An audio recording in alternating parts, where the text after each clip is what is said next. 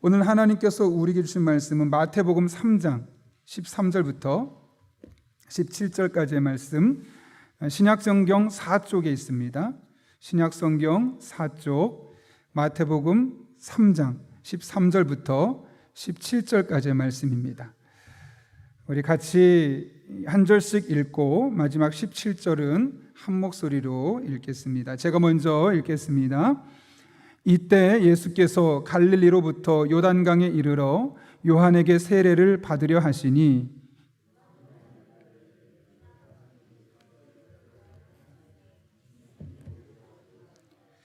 예수께서 대답하여 이르시되 이제 허락하라. 우리가 이와 같이 하여 모든 의를 이루는 것이 합당하니라 하시니 이에 요한이 허락하는지라.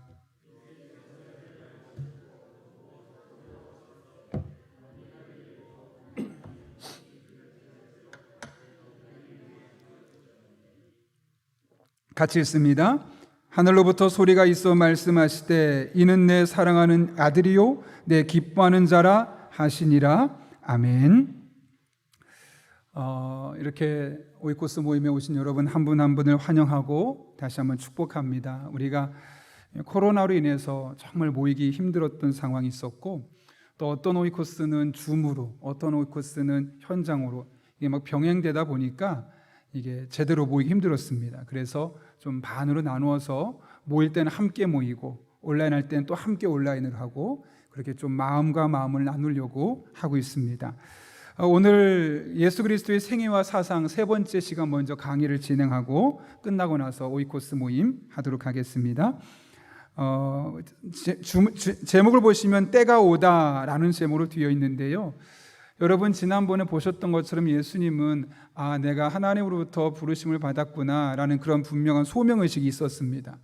근데 그럼에도 불구하고 과연 언제 내가 그 일을 해야 되느냐, 이 시점에 대해서는 명확하지 않았었던 것이죠. 그런데 오늘 본문을 보게 되면 예수님께서 이제 본격적으로 하나님의 아들로서 공생애를 시작하는 장면이 나옵니다. 그 시기가 알려진 것은 정확하게 30살이었고 그것은 세례를 기점으로 예수님이 이제 사역의 현장에 나아가게 되었던 것이죠. 제가 원래 인사를 시키고 하려고 했는데 순간 여기까지 와버렸는데, 우리 한번 앞뒤 좌우에 있는 분 보시면서 이렇게 좀 제 말이 어떨지 모르겠지만 이렇게 느끼하게 보시면서 보고 싶었습니다. 이렇게 한번 인사하면 좋겠습니다. 최소한 앞뒤에 있는 분 보시면서 보고 싶었습니다. 인사하시면 좋겠습니다. 여러분 잘 아시는 것처럼 예수님은 30살에 공생애를 시작하셨고 어떻게 됐습니까? 33살에 십자가에 못 박혀 죽으셨죠. 근데 그 이전에 우리가 지난번에 살펴본 것처럼 본인이 내가 하나님을 위한 뜻이 있구나라고 어렴풋이 알게 됐던 것은 12살. 그렇죠? 12살에 본인이 하나님의 뜻이 있다는 것을 어렴풋이 알게 되었고 18년 동안 자신에게 주어진 일상의 삶을 열심히 감당할 뿐만 아니라 그 속에서 목술수 역할을 충분히 감당해 오시다가 오늘 30살이 되었을 때 세례가 임하게 되면서 본격적으로 3년 동안 예수님이 사역을 하셨습니다. 그 생애를 일컬어 공생애라고 하는데, 왜 공생애라고 한다고요? 성령님과 함께 공동으로 살아갔던 삶이라서 공생애라고 말하는데 그 시간이 3년입니다. 오늘 이제 이 공생에 대한 부분을 잠깐 살펴보려고 하는데요.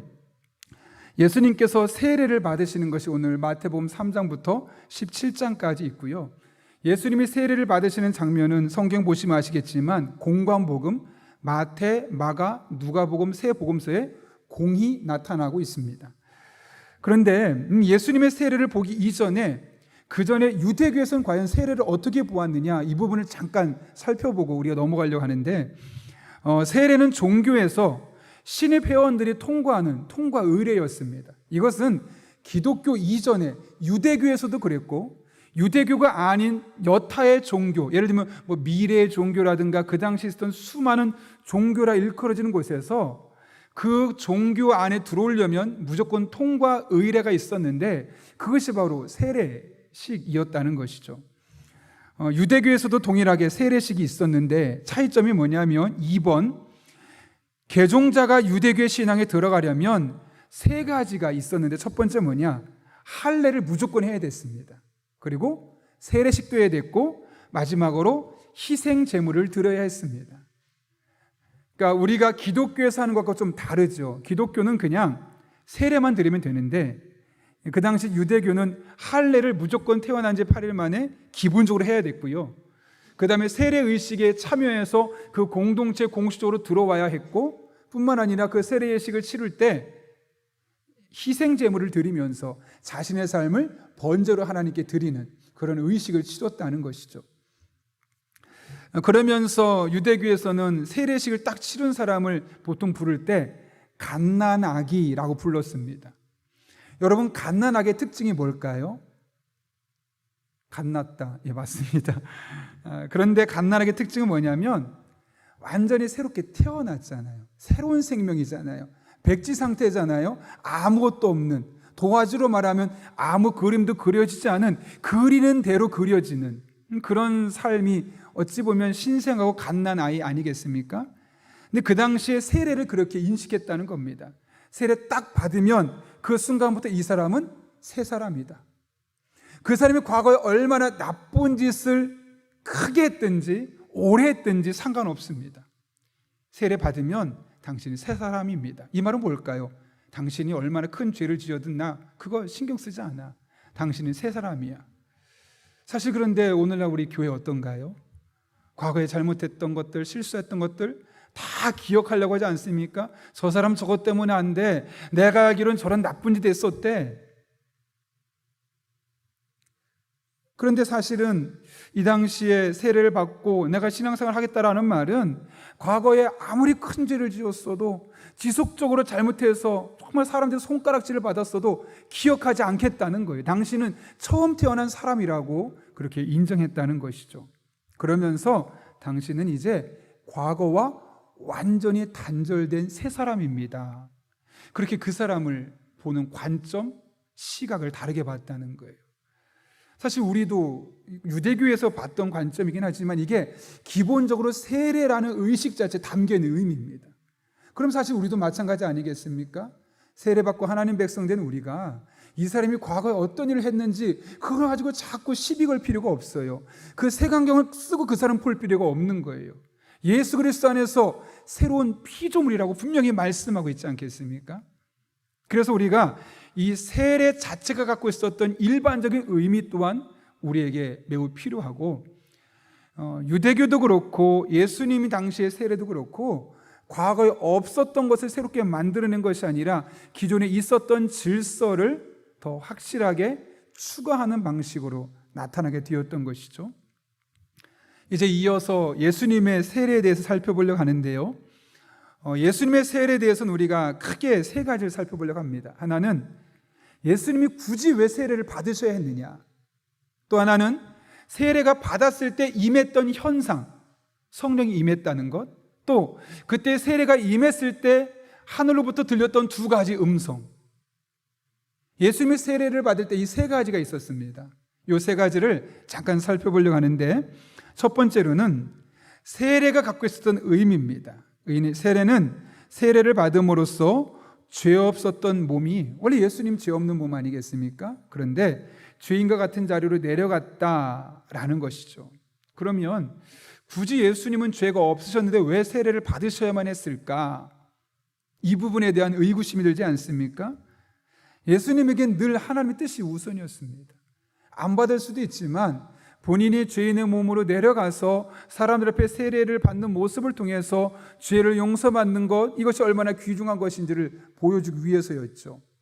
그래서 오늘 마태복음 3장 15절도 보면 이렇게 말합니다. 예수께서 대답하여 이르시되 이제 허락하라. 우리가 이와 같이 하여 모든 의를 이루는 것이 합당하니라 하니 이에 요한이 허락하는지라.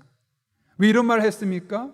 예수님이 세례 받으려고 하니까 세례 요한이 성령 충만한 사람, 뱃속에서부터 성령 충만한 사람 아니었겠습니까? 14절에서 말하는 겁니다. 내가 당신에게 세례를 받아야 하는데 당신이 나한테 세례 받는 건 말도 안 됩니다. 요한의 말이 맞죠. 왜요? 예수님은 하나님의 아들이시고 죄가 없으신 분이신데 세례를 받을 분이 아니신데 요한한테 세례를 받으러 오니까 요한이 당황해서 말하는 겁니다. 아니, 내가 당신한테 세례를 받아야 되는데 이렇게 오시면 안 되죠. 예수님 말씀하시죠. 아니다. 세례를 주어라. 왜냐? 이렇게 해서 모든 의를 이루는 것이 합당하니라. 여기 의는 먼저 그의 나라와 그의 의를 구하라. 하나님의 뜻을 구하라 할 때 의와 하나님의 뜻을 동일시 보고 있다는 거죠. 다시 말하면 예수님은 지금 이 순간에 세례를 받는 것, 그래서 죄인의 자리에 나아가고 죄 용서받는 것이 하나님의 뜻이라는 것을 알았기에 굳이 본인의 신분으로는 안 하셔도 되는데 하나님의 뜻에 순종하기 위해서 모든 의를 이루기 위해서 세례에 참여하게 되었다라는 것을 말씀하고 있는 것이죠. 이를 통해 우리가 한 가지 기억해야 될 것, 예수님은 항상 하나님의 뜻을 이루는 것이 그분의 삶의 우선순위였다는 겁니다. 내가 하고 싶은 것 있죠. 또 내 본능이 원하는 게 있습니다. 그런데 내 본능보다 하나님의 뜻을 항상 앞세우고 그것이 충돌을 일으킬 때는 본능을 잠재우고 하나님의 뜻이 드러나도록 하셨던 것이 예수님이셨음을 성경이 우리에게 말씀하고 있는 겁니다. 그럼 우리 또한 늘 고민해 봐야 되지 않을까요? 내 본능과 혹은 상황이 나를 이끌어갈 때 내가 그 본능과 상황에 굴복하거나 그것을 자연의 순리로 인정하고 따라가느냐, 아니면 그 순간에도 하나님의 의와 뜻을 구하며 그것으로 이것을 꺾어내느냐, 이거에 따라서 우리의 미래의 삶이 달라질 수밖에 없지요. 이렇게 세례가 갖고 있었던 의미 일단 살펴보았고요. 이 두 가지를 살펴보려고 하는데, 예수님의 세례를 받으실 때 한 가지 사건이 있었고 또 두 가지 음성을 들으셨죠. 여기 한 가지 사건은 1번, 2번에 1번 뭐로 되어 있습니까? 성령이 비둘기같이 내려 자기 위에 임하심을 보셨다는 겁니다. 여러분, 제가 몇 번 설명했지만 구약시대와 신약시대 성령의 임함은 달랐죠. 우리가 지금 사무엘상을 계속 새벽마다 말씀을 읽어나가고 있는데 그때는 필요한 일이 있을 때마다 성령을 부어주십니다. 그리고 성령은 떠나가십니다. 그래서 늘 성령이 필요할 때마다 부어주셨고 성령 충만함을 유지해야 되는 그런 상황이 있었던 것이죠. 그런데 신약시대는 예수님부터 시작되어서 그 이후로는 성령이 한번 임하게 되면 떠나지 않습니다. 우리 안에 거하시고 우리가 그 성령을 충만하게 하느냐 그냥 내버려 두느냐에 따라서 우리의 삶이 달라지는 것이죠. 그런데 오늘 보게 되면 성령이 비둘기같이 내려 자기 위에 임하심을 보셨다라고 말씀하는데 예수님으로부터 시작돼서 성령이 처음으로 영원히 함께 하시는 역사가 시작된 겁니다. 예수님 전까지는 성령이 임했다가 금방 사라집니다. 근데 지금부터는 성령이 임하게 되고 나서 계속해서 우리와 함께 동행하시는 분으로 나타나게 되어 있다는 것이죠. 그리고 그렇게 예수님의 삶 가운데 늘 함께 하셨던 성령이 결국 예수님께서 3년 동안 공생의 사역을 감당하는데 그 힘과 능력의 원천이 되었다는 겁니다. 여러분, 사도행전 10장 38절 말씀 같이 한번 읽어볼까요? 읽습니다. 시작. 하나님이 나사렛 예수에게 그가 두루 다니시며 선한 일을 행하시고 마귀에게 눌린 모든 사람을 고치셨으니 이는 하나님이 함께 하셨음이라. 아멘. 예수님이 원래부터 너무나 뛰어나고 능력이 있었기 때문에 그 3년 동안 많은 사람을 가르치고 병자를 고치고 복음을 전파할 수 있었던 것이 아니라는 것이죠. 성령이 늘 그분 안에 머물러 있었기 때문에 새벽에 기도하고 저녁에 기도하고 늘 성령으로 충만한 가운데 하나님께서 성령과 능력을 기름부터 부으셨다, 이 말이 뭐냐면 계속 충만하게 부어주셨다는 거죠. 여러분 잘 아시는 것처럼 그 구약이나 이 유대 팔레스타인 문화에서 기름을 붓는다는 것은 무엇을 의미했죠? 여기서 이러시면 안 됩니다. 기름을 붓는다는 게 무엇을 의미했습니까? 공식적으로 임명하는 거죠. 선지자로 임명하고 왕으로 임명하고 제사장으로 임명하고, 그런데 성령과 능력을 기름 붓듯 부으셨다는 게 뭐냐면 그 역할을 감당하실 수 있도록 계속해서 부어주셨다는 것, 늘 성령으로 충만했다는 것, 하루도 성령으로 충만하지 않은 때가 없었다는 것을 의미하는 거죠. 그 역할을, 왕과 제사장과 선지자의 역할을 늘 감당할 수 있도록 하나님께서 매 순간순간마다 성령으로 충만하게 부어주셨다는 겁니다. 그랬더니 어떻게 하셨다고요? 두루 다니시며 선한 일을 행하시고 심지어 마귀에게 눌린 모든 사람까지 고치셨다고 말씀하고 있어요. 그 예수님의 이 모든 능력의 근원, 우리가 보고 있는 성경 마태, 마가, 누가, 요한복음에 나타나 있는 예수님이 하셨던 수많은 일들의 시작이 어디서부터 시작되었느냐? 바로 이 성령의 임하심, 성령과 능력을 기름 붓듯 부으셨던 이 성령 충만함이 예수님의 모든 사역의 근원이었음을 말씀하고 있는 것이죠. 실제로 여러분, 예수님이 공생애가 시작되기 전 당장 오늘 마태복음 3장 13절 이전에 예수님이 특별하게 하신 일이 있으십니까? 없으십니까? 없죠.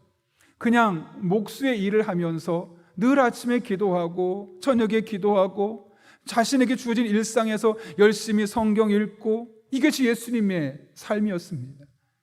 그러나 30살 되면서 성령이 임하는 순간, 물론 오늘 마태복음 3장에는 30살이라고 나오지 않죠. 그런데 여러분, 누가복음 3장 한번 찾아볼까요? 누가복음 3장 21절과 22절을 보면 이 세례받았던 장면이 똑같이 나옵니다.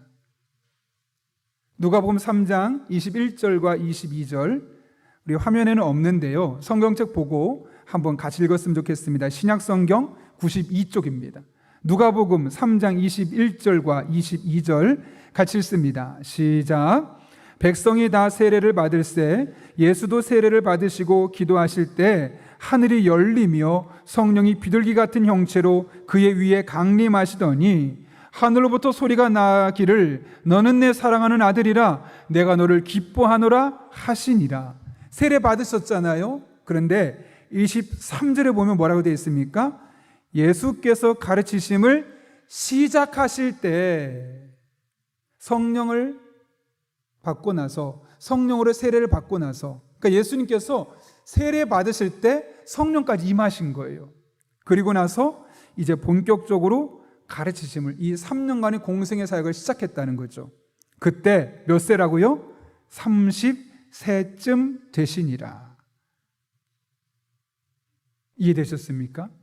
그 예수님께서 30살에 세례를 받으셨고, 그 세례를 받으실 때 성령이 비둘기같이 그분에게 임하셨는데 한 번 임하고 사라진 것이 아니라 기름 붓듯 성령과 능력을 하나님께서 계속 부어주셔서 돌아가실 때까지 3년 동안 늘 성령 충만한 삶을 예수님께서 사셨음을 말씀하고, 그렇기 때문에 두루 다니면서 복음도 전하시고 우리가 미처 생각할 수 없는 탁월한 지혜로 비유를 들어 설명하시고 사람들에게 능력 있게 말씀을 선포하시고, 그 가운데 병든 자를 고치시고 마귀에게 들린 자까지도 회복시키는 이런 놀라운 역사들을 감당할 수 있었다는 것이죠.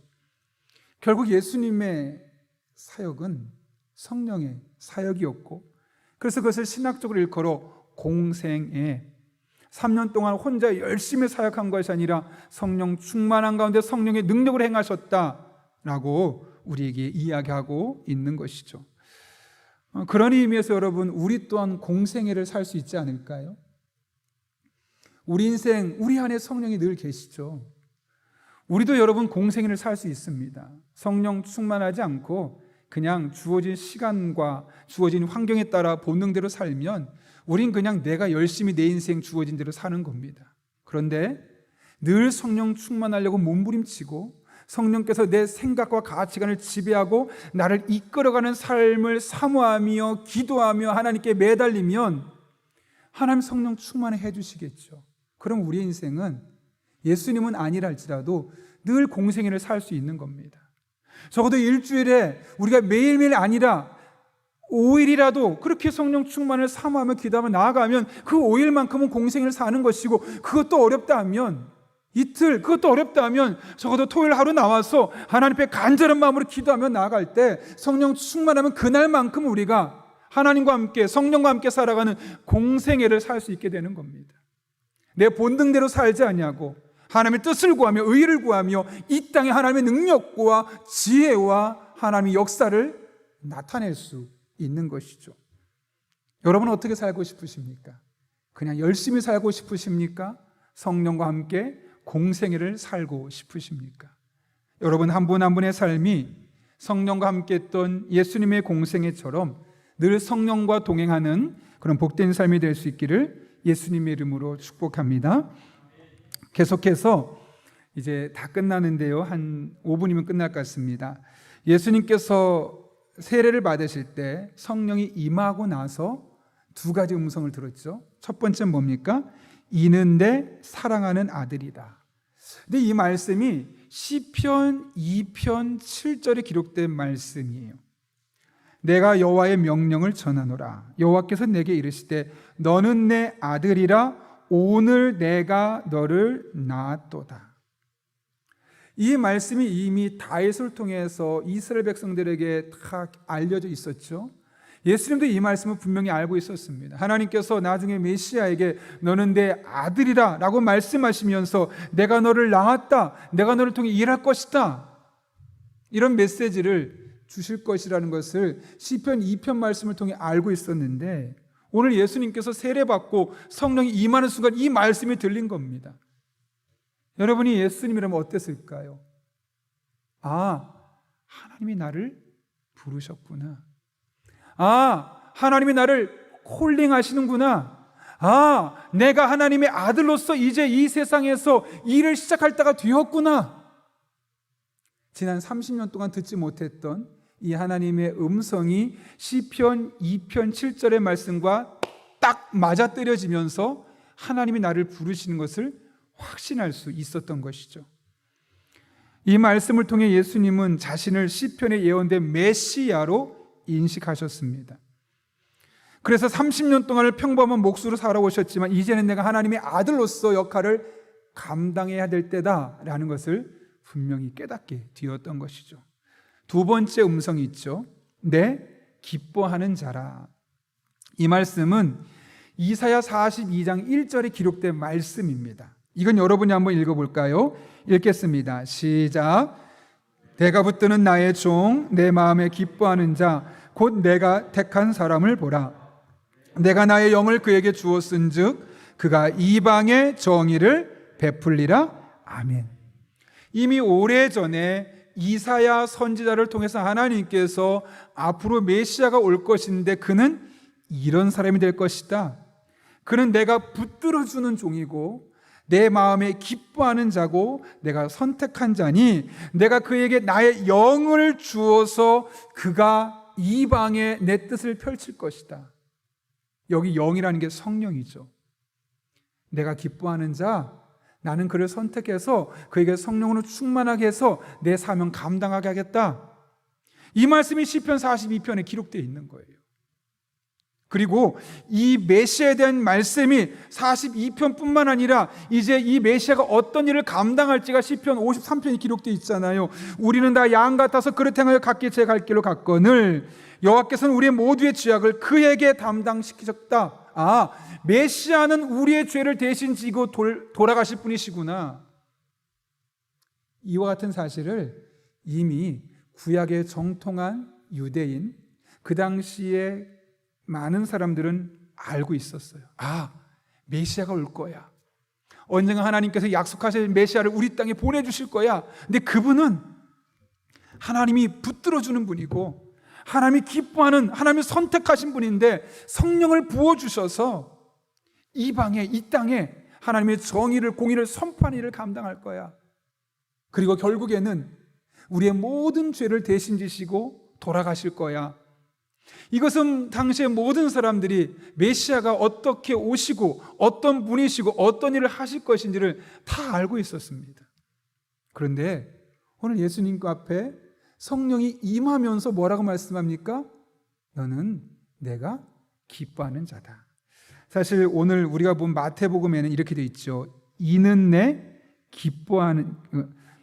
사랑하는 아들이요 내 기뻐하는 자라라고 돼 있죠. 이는으로 되어 있는데요, 재밌는 게 마가복음과 누가복음에는 너는이라고 아주 직접적으로 이야기를 하고 있죠. 그러니까 이는이냐 너는이냐가 중요한 것이 아니라 중요한 것은 하나님께서 예수님에게 세례를 받고 성령이 충만하게 부어지기 시작한 순간 이 두 가지 말씀 중에 너는 내 기뻐하는 자라는 말씀을 통해서 내가 메시아로서 이 사명을 감당해야 되는구나. 더군다나 하나님은 성령까지 부어주지 않으셨습니까? 예수님께서 이때부터 3년 동안 다니시면서 하셨던 말씀이 뭐냐면 회개하라, 천국이 가까웠느니라. 복음을 전하는 겁니다. 그리고 죄인에 대해서 너희가 얼마나 잘못된지 죄를 선포하고 그 죄 용서받는 방법에 대해서 계속해서 말씀하시게 되었던 것이죠. 이처럼 예수님은 이는 내 사랑하는 아들이라, 내 기뻐하는 자라 라는 말씀을 들을 때 예사롭게 들을 수 없었던 겁니다.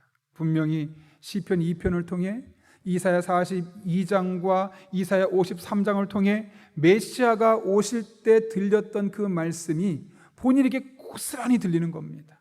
또 그때 예언됐던 하나님의 영을 부어주겠다는 이야기가 본인에게 그대로 임하는 겁니다. 어느 것 하나 버릴 수 없을 정도 너무나 딱 맞는 겁니다. 이제는 가자. 그래서 이제 예수님께서 이날을 시작으로 30살이셨죠. 이날을 시작으로 공생의 3년간의 일정을 시작하게 되었다는 것이죠.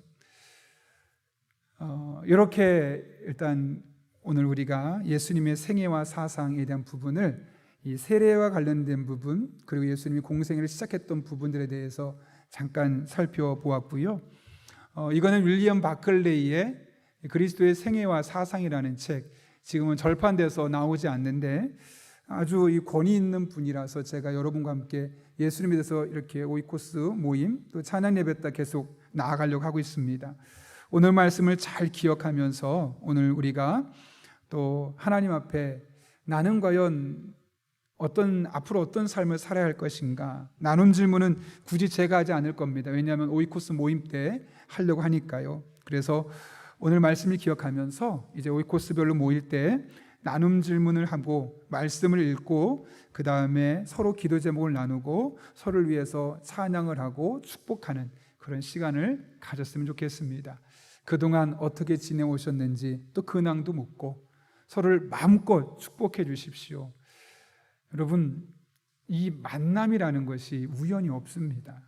그런데 하나님께서 여러분을 이 시기에 그 많은 교회, 많은 지역 중에 용인에 거주하게 하시고 그 많은 교회 중에 용인 영락교를 나오게 하시고 그 많은 사람 중에 오이코스로 모이게 하신 이유와 목적이 있지 않겠습니까? 여러분이 선택한 것처럼 보이지만 하나님이 여러분 앞에 그 공동체를 이루어주신 겁니다. 소중하게 생각하십시오. 그리고 그분과 함께 마음을 나누십시오. 서로 기도 제목을 나누십시오. 힘들 때마다 문자를 보내서 이렇게 기도해달라고 해보십시오. 하나님 반드시 2-3 사람이 내 이름으로 모인 곳에 나도 그들 중에 함께 있느니라 말씀하셨는데 오이코스 모임 때마다 이런 은혜와 능력을 부어 주실 것입니다. 네, 감사합니다. 우리 함께 기도하고 오늘 제가 하는 인도 마치도록 하겠습니다. 거룩하신 아버지 하나님, 오늘 하나님의 뜻 가운데 정말 오랜만에 오이코스 멤버들이 모였습니다. 하나님께서 이 자리에 친히 함께 해주셔서 마음과 마음을 나누게 하시고 사랑을 나누게 하시고 기도 제목을 나눌 때, 은혜를 나눌 때, 하나님의 살아계심을 간증할 때 오늘 모임으로 끝나지는 모임이 아니라 현장에서건 온라인에서건 늘 하나님의 살아계심이 경험되는 그런 복된 모임 되게 하여 주옵소서.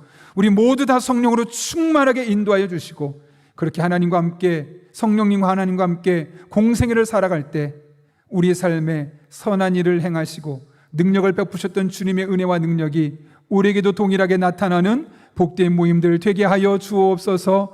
예수님의 이름으로 기도하옵나이다. 아멘.